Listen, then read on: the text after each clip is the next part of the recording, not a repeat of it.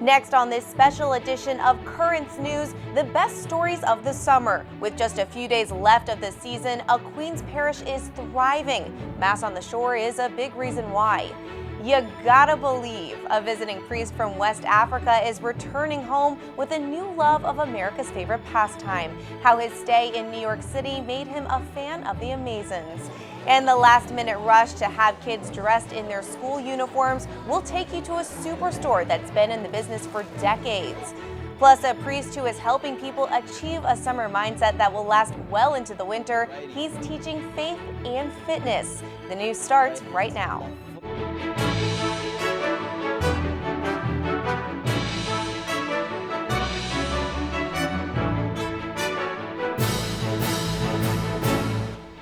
Good evening, I'm Emily Druby. Summertime is often a lean time for parishes. Many Catholics are away from home on vacation, but there's a church in Queens that thrives in the heat. We're taking a look back at Tim Harfman's report on St. Francis de Sales Church, where faith meets the shoreline. Parishioners of St. Francis de Sales Church love summertime masses, especially when the celebration is conducted on the sands at Rockaway Beach. St. Francis is truly the center of Rockaway, especially here for the parish. Father Bill Sweeney is the pastor of the Bell Harbor Queens Church, and he believes the beach masses are great for connecting with parishioners. It's a wonderful way of bringing people together, celebrating in a special way on a Sunday, and the crowds love it. At a time when summer vacations cut into attendance and donations at other parishes, St. Francis de Sales is thriving on the shore and in the church. People work out their schedule depending on whether they're going to the beach or not. With the church bringing the liturgy to the water's edge, the Sunday collections at St. Francis de Sales have remained steady throughout the summer, averaging $10,000. Another big help with contributions, according to Father Sweeney, is online donations. That way parishioners who are on vacation can keep on giving. We have a lot of people using that, try to keep up with the times. As for worshiping God on the beach, parishioner Lorraine Agolia explained on Sunday what she appreciated most. My daughter, who's 15, she was even saying, wow, how cool is it that our whole neighborhood, where everybody's going right now with their beach chairs as they're walking down the street. There's something else the St. Francis de Sales community is doing to keep the summer hot. Over 1,000 kids are playing hoops in the church's annual Summer Classic basketball tournament. Keith Goldberg is the man behind the games. Having the Summer Classic keeps everybody connected to the church during the summer because on Sunday they go to Mass, Monday through Friday they're here in the schoolyard watching the games. Combining the blacktop, the sun, and the surf is proving to be a perfect way for evangelizing and growing the Catholic faith. It's the generations that have lived in this community over all these years, through these years, who know how special it is, like I'm hoping my kids know and realize, and that they're going to take it over one day. In Bell Harbor, Queens, Tim Harfman, Currents News. For many in the child welfare system, being a carefree kid isn't a luxury they get to experience. But one Catholic nonprofit is changing that, one summer camper at a time. Naima used to describe herself as shy. But after 6 years at this camp, she's singing in front of a huge crowd of people during a talent show. When I first came, I was a little scared. I'm a normally shy person. I'm not as shy as I was before. Naima showed us around Camp Felix, a month-long overnight summer camp in Putnam Valley, New York. You can look past all the bad things. You can look past all of that and still have fun. Having fun is the most important thing about camp. It was co-founded 14 years ago by the New York Foundling, one of the state's oldest and largest child welfare human service agencies, created by the Sisters of Charity. All of the campers are from the child welfare system, which provides services to keep kids safe. Across New York City in 2018, there were over 9,000 kids in that child welfare system. About 1,000 kids from all over New York, including the Diocese of Brooklyn, have enjoyed the camp for free. It's a place where kids can just be kids, according to Bill Bacalini, the president and CEO of the New York Foundling. Just looking at the smiles on these kids' faces and the way they kid around with each other. They're kids, even though these kids have been through a lot of different things, at the end of the day, they're kids. From the rock climbing wall to the pool, kids have so much fun here at Camp Felix that they keep coming back year after year. Just happiness, like always being brought up, never being put down. Naima says the camp has helped her grow into the person she is today.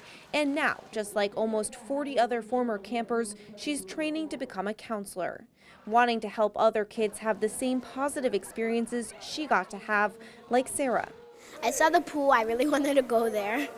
We were able to. I was really happy. I just felt like this was home. The brand new camper says she already wants to come back next year. Maybe in a few years, we'll see her follow in Naima's footsteps and become a counselor too. The Diocese of Immigrants welcomes dozens of priests from around the world each summer. Some are new to the U.S., others have visited before. One priest says he came back for two reasons, because he loves Brooklyn and America's national pastime, baseball. Currents News' Tim Harfman has that story from Flushing. Brian Reynolds sitting second in the order. A couple of priests enjoying a baseball game on a Sunday afternoon, watching the New York Mets in action. If they lose, we pray for them. If they win, we celebrate with them. That's Father Martin Aji. He's from Ghana and is helping out in the Brooklyn Diocese for the summer. He got hooked on baseball through Father Ed Kachurka. He's the pastor of Mary's Nativity St. Anne Parish in Flushing, where Father Martin is assigned. Father Martin is among the 80 clergy from all over the world who are pitching in this summer, giving the priests of Brooklyn and Queens time to go on vacation or go on retreat. He made his first visit to the U.S. last summer, and that's when Father Ed had an idea. I said, would you like to go to a ball game and experience baseball here in America? The first reaction was, what is it about?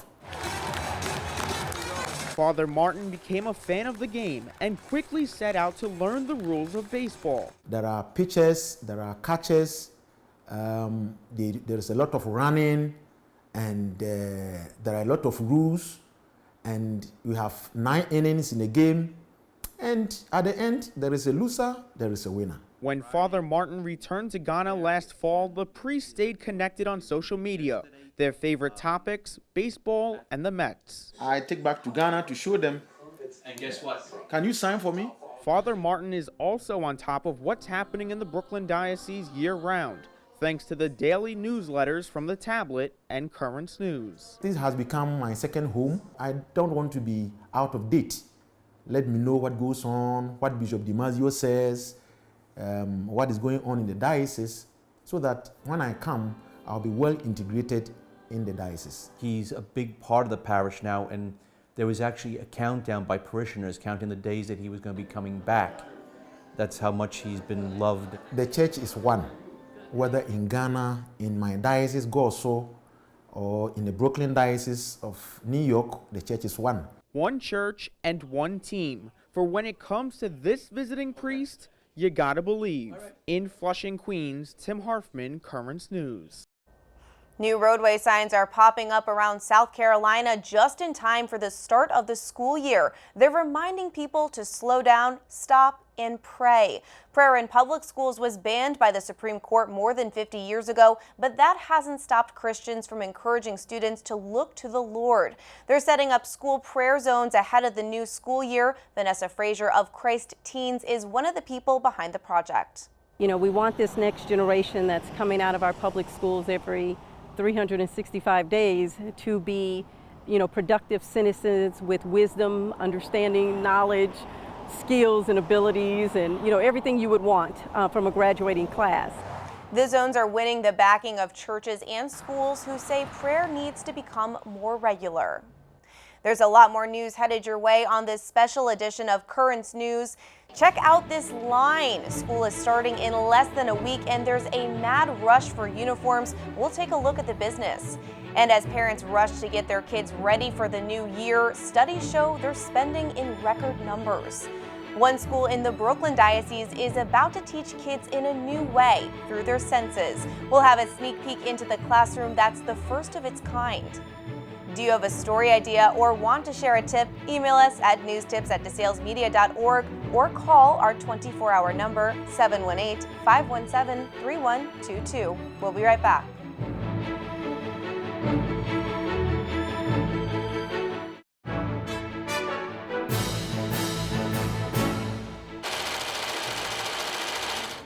Pleated pants and plaid jumpers, we all remember it, some more fondly than others. Back to school shopping for a Catholic school uniform.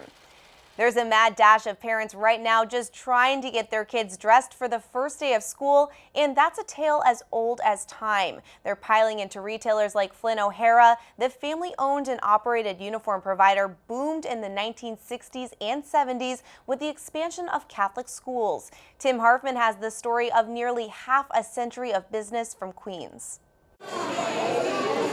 Last-minute shoppers wrapping around Flynn O'Hara Uniform Store in Middle Village, Queens. What are you buying here today?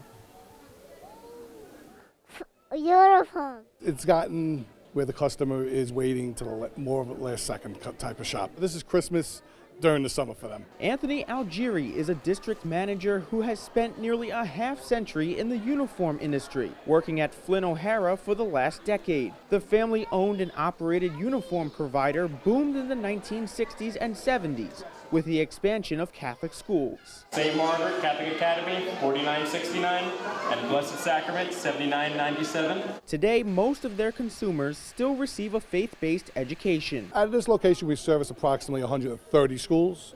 I'd probably say 100 of them, 110 are parochial. But the company adapted over the years to keep these machines turning, now also catering to private and charter schools, and even creating new uniform designs to stick with the fashion of the times. The girls used to wear a blazer, a vest, blouse, skirt. Now they have a choice of either a skirt or pants. For instance, more schools are turning to polo shirts and sweaters, giving students more options. This Queens store sells 4,000 to 5,000 items a day, making it the largest of the company's 35 locations nationwide.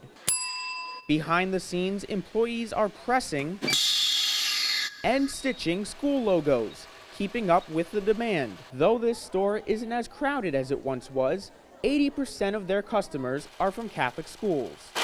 These embroidery machines run up to 12 hours a day, cranking out hundreds of pieces. This machine right here is stitching a polo shirt for Our Lady of Hope Catholic Academy in Middle Village. And this machine right here, Sacred Heart Catholic Academy in Bayside, Queens. Jessica Laszlo and her mom Christine are picking up their order. A student at St. Francis Prep High School, Jessica says she'll always appreciate wearing a Catholic uniform. I personally like it because I think it makes it quicker to get up in the morning without having to worry about what you're wearing or how you look, because everyone looks the same. I want the customers to get what they need, and I want them to be happy that they got it, not that they just have to come here. Just like Catholic education, these uniforms stand the test of time. In Middle Village, Queens, Tim Harfman, Currents News.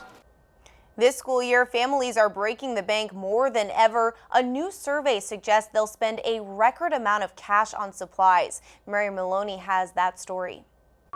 As kids head back to school, families are planning to spend more than ever on supplies. That's according to a survey of nearly 8,000 families by the National Retail Federation. On average, parents of K through 12 students expect to drop nearly $700 this fall.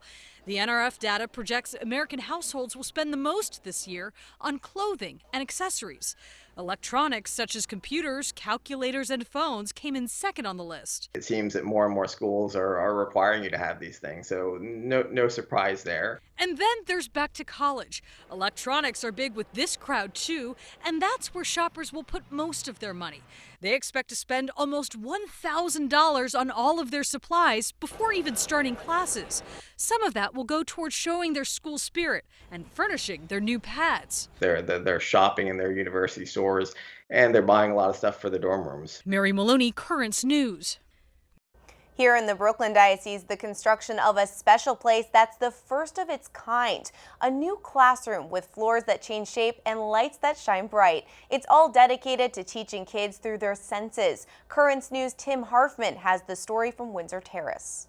They have different textures, they feel different. From these rubber discs to squishy floor tiles. So you can step on them. It's a new way of shaping the young minds of kids between the ages of 2 and 5. Sensory play really activates a whole different center of the brain that helps them really understand their entire world around them, starts to make sense of the world, and has them start to make their own definitions for what things are. Stephanie Ann Gurman is the principal of St. Joseph the Worker Catholic Academy in Windsor Terrace. Her new classroom is the first in the diocese to instruct students using their senses. Nearly 80 kids are learning through this method. Things like this are just calming. When they get back to school, students will be working with a variety of unusual tools. And tables like this one highlight the new room. With the touch of a remote, the LED lights underneath change colors. Kids can explore that table. They can explore with shadows. What happens when I put my hand on the table? What happens when I put this block on the table? After years of teaching in the Brooklyn Diocese, Miss Gurman's preparing for her first year as principal. I'm just really excited to get started with kids and engaging with families and getting to know more of the community. She's off to a fast start, not only looking to make a difference with pre-K and kindergarten children, but students in other grades as well. Miss Gurman's replacing these old desks with new ones, shaped as triangles. That will get the kids to connect. You have to put them together in different formations so it leads for collaborative peer learning.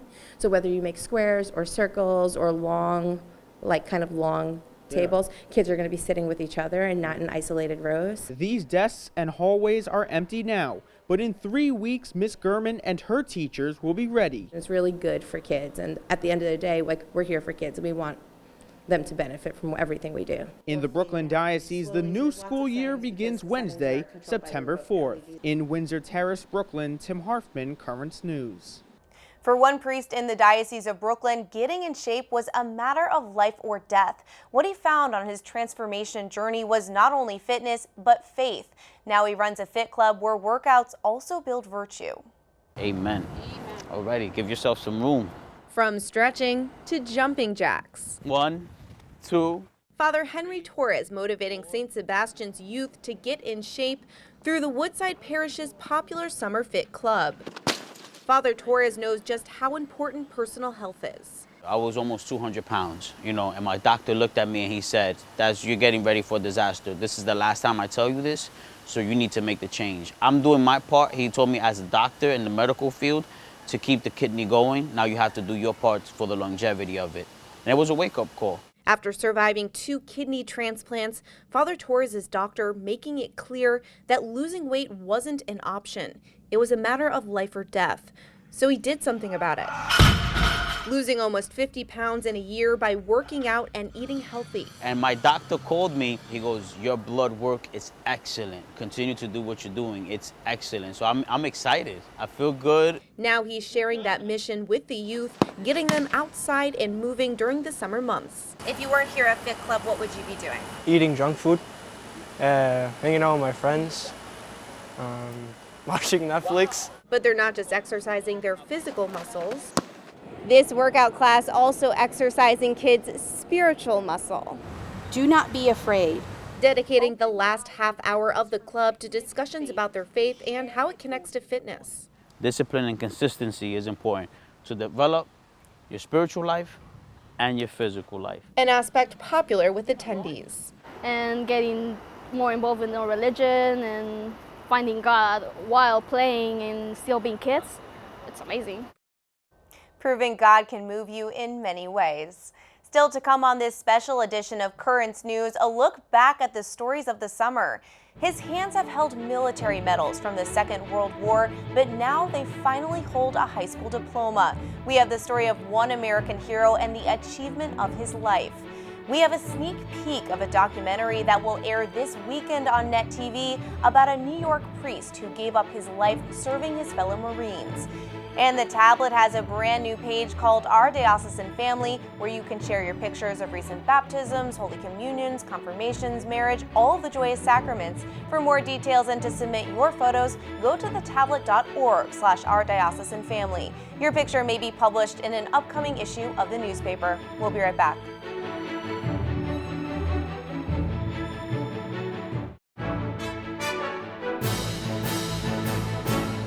Looking at his diploma, he just kept saying he never thought he would really graduate high school. Instead of finishing his education, Margaret Quinlivan says her father, Joe, dropped out of school. It was 1942 and World War II was raging. So instead of moving the tassel on his high school graduation cap, he put on a steel helmet and defended our country. Now this Catholic American hero is getting what he always wanted. In Joseph Quinlivan's Brooklyn home sits a plaque that reads, "Freedom is not free." It's something the World War II vet understands well. It's a great country, and you should save it. At just 16 years old, Joe left high school to help his family get through the Great Depression. 2 years later, in 1944, he enlisted in the Navy. Where I lived, everybody went into the service. He was stationed in the Pacific. Well, a couple of air raids, but the planes got stopped before they reached where we were. During the 2 years he spent fighting for his country, Joe was awarded many medals for bravery, but there's one recognition he never received: a high school diploma. My father worked very hard his whole life, any overtime he could get to provide us with what we needed. And it was hard for him because he didn't, have those degrees. That is, until now. How do you feel? Feel good. His daughter, Margaret Quinlivan, explains her family surprised him this past Father's Day. We just put the cap and gown on him. He didn't know why. And then my brother presented him with a diploma and read it, and he was very happy. The family using a national program called Operation Recognition, which allows World War II, Korea, and Vietnam veterans to earn high school diplomas if they left school without graduating. Margaret says it was pretty easy to complete the process, and based on Joe's reaction, well worth it. I was surprised and I was glad, so it was nice, Education and the Catholic faith have always been pillars of the Quinlivan family. Several of Joe's kids even became Catholic school teachers, making this honor even more special. Looking at his diploma, he just kept saying he never thought he would really graduate high school. And it was just a nice moment for him because he made sure all of us graduated high school, and he wanted all of us to go on to college and to have an easier and better life. Joe proving you're never too old to receive your high school diploma.